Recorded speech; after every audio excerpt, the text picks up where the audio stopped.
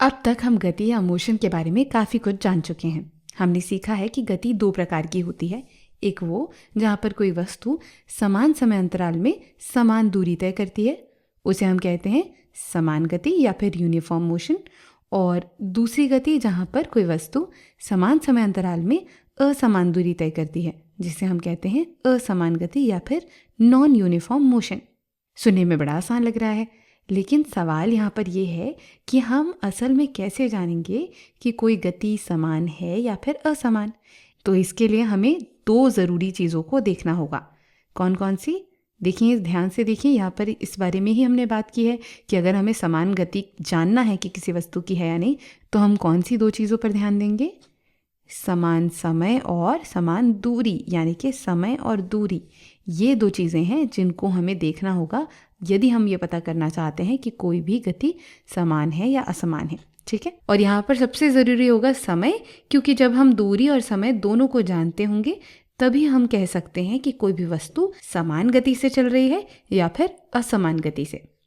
अब यहाँ सवाल आता है कि हम समय को कैसे मापते हैं। गति को समझने के लिए ये बहुत ही ज़रूरी है कि हम ये समझें कि हम समय को कैसे मापते हैं। कभी कभी हम कहते हैं ना कि अरे वो तो बहुत धीमे चल रहा है, या फिर हम कहते हैं कि अरे वो बहुत तेज़ चल रहा है। जब किसी वस्तु की बात हो रही हो तो हम कहते हैं कि वो वस्तु धीरे गति कर रही है। वहीं जब हम किसी इंसान की बात कर रहे होते हैं तो हम कहते हैं अरे वो तो बड़ा धीरे चल रहा है। और तभी अगर कोई बड़ी तेज़ी से दौड़ कर जा रहा है तो हम कहते हैं कि अरे देखो वो कितनी तेज़ दौड़ रही है। लेकिन यहाँ पर जब हम कहते हैं कि कोई चीज़ धीरे गति कर रही है या तेज़ गति कर रही है, तो असल में हम किस बारे में बात कर रहे होते हैं? ज़रा सोच कर देखिए। जी, तो ये सब जुड़ा हुआ है समय से। जब भी कोई चीज़ ज़्यादा समय लेती है तो हम उसे कहते हैं धीमा, कि ये धीरे हो रहा है या धीमे हो रहा है। वहीं जब कोई चीज़ कम समय लेती है या कम समय में हो जाती है तो हम उसे कहते हैं तेज़। इसीलिए धीमी और तेज़ गति को अच्छे से समझने के लिए हमें ये जानना होगा कि भाई समय लग कितना रहा है। तो आप समझ पा रहे होंगे कि गति को समझने के लिए समय को मापना कितना ज़रूरी है। अच्छा, तो आप बता सकते हैं कि हम समय को कैसे मापते हैं? बताइए, क्या कोई उपकरण है, कोई टूल है, कोई डिवाइस है जिससे हम समय को मापते हैं? सोचिए। जी हाँ, इस उपकरण को कहते हैं स्टॉप वॉच। स्टॉप वॉच का इस्तेमाल होता है समय को मापने के लिए। यहाँ पर देखिए, दो प्रकार की स्टॉप वॉच हमें दिखाई दे रही है। एक एनालॉग स्टॉप वॉच है और दूसरी है digital stopwatch. Analogue stopwatch में आपको एक सुई दिखाई देती है जो 0 से 60 तक घूमती है जब आप स्टार्ट बटन को दबाते हैं, और जब आप स्टॉप बटन दबाते हैं तो वो रुक जाती है। तो जब सुई एक पूरा चक्कर पूरा कर लेती है तो वो होता है 60 सेकेंड या फिर 1 मिनट, और फिर ये दोबारा घूमती है तो 2 मिनट, और इसी तरह से ये आगे होता जाता है। देखिए, इसको हम चलते हुए भी देखते हैं। देखिए, स्टार्ट किया और फिर अब हम करेंगे इसे स्टॉप। हमने देखा कि ये 7 सेकेंड तक गई। इसी तरह हमारे पास डिजिटल स्टॉप वॉच भी है। इसमें भी स्टार्ट और स्टॉप बटन होती है, लेकिन इसमें सुई नहीं होती।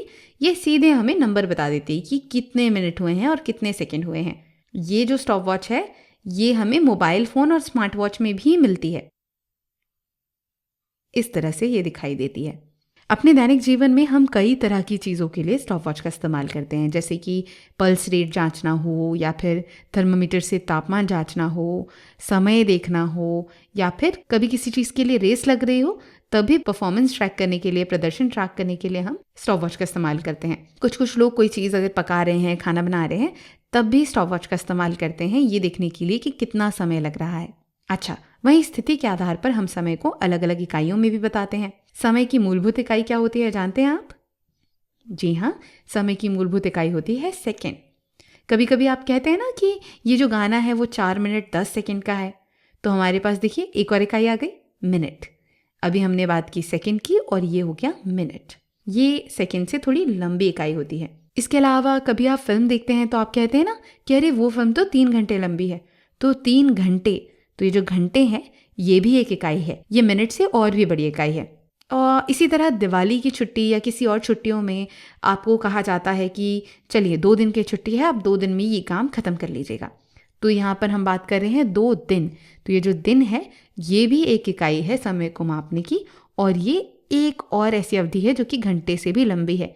यानी पहले आता है सेकंड, फिर मिनट, फिर घंटे और फिर दिन। आपने वैसे ये पिछली कक्षाओं में भी सीखा होगा, लेकिन एक बार फिर देखते हैं। 60 सेकंड मिलकर बनते हैं 1 मिनट। जब 60 मिनट होते हैं तो उसे हम कहते हैं 1 घंटा। 24 घंटे मिलकर बनता है 1 दिन। चलिए तो अब हम देखते हैं कि एक स्टॉप वॉच किस तरह से काम करती है। यहाँ पर हमारे पास 3 बच्चे हैं। उनके रंग के हिसाब से हम इनका नाम देते हैं। जैसे पहला वाला गुलाबी है तो हम इसको कहेंगे ये है गुलाब सिंह। दूसरे वाला नीला है तो हम कहेंगे इसका नाम है नीलम।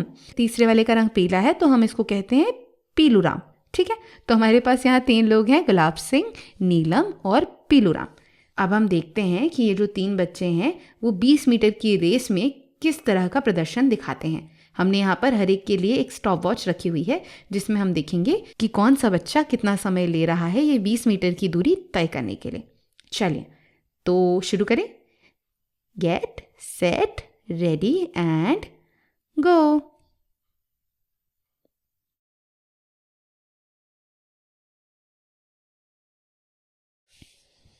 अरे वाह, आपने देखा नीलम ने सबसे जल्दी इस रेस को पूरा किया, और यहाँ पर समय भी दिखाई दे रहा है। नीलम ने 4 सेकंड में इस रेस को पूरा किया।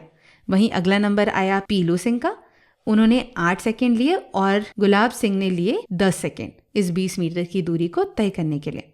तो हमें यहाँ से क्या पता चलता है कि जो गुलाब सिंह है उसने सबसे ज़्यादा समय लिया है, इसलिए हम कह सकते हैं कि ये सबसे धीरे दौड़ रहा था। ठीक है, वहीं नीला जो है यानी नीलम, उसने सबसे कम समय लिया, तो हम कह सकते हैं कि ये सबसे तेज दौड़ रहा था। वहीं जो हमारा पीलूराम है वो सबसे तेज भी नहीं था, वो सबसे धीमा भी नहीं था, वो इन दोनों के बीच में था। लेकिन नीलम की तुलना में ये थोड़ा धीमा तो था, इसलिए हम इसे कहेंगे कि ये थोड़ा धीमा था नीले की तुलना में। तो इससे हमें पता चलता है कि कैसे गति को समझने के लिए समय बड़ा ही ज़रूरी होता है। अब अगर आप इसके बारे में सोचेंगे तो आपको पता चलेगा कि कोई चीज़ धीमी क्यों होती है या तेज़ क्यों होती है, या हम उसे धीमा या तेज़ क्यों कहते हैं, उसका असल में मतलब होता क्या है कि भाई वो जो चीज़ है वो एक निश्चित दूरी तय करने के लिए कितना समय ले रही है। आप समझे ना, ये जो दूरी और समय का संयोजन है, इसी से हमें पता चलता है कि भाई इस चीज़ की गति धीमी है और इस चीज़ की गति तेज़ है।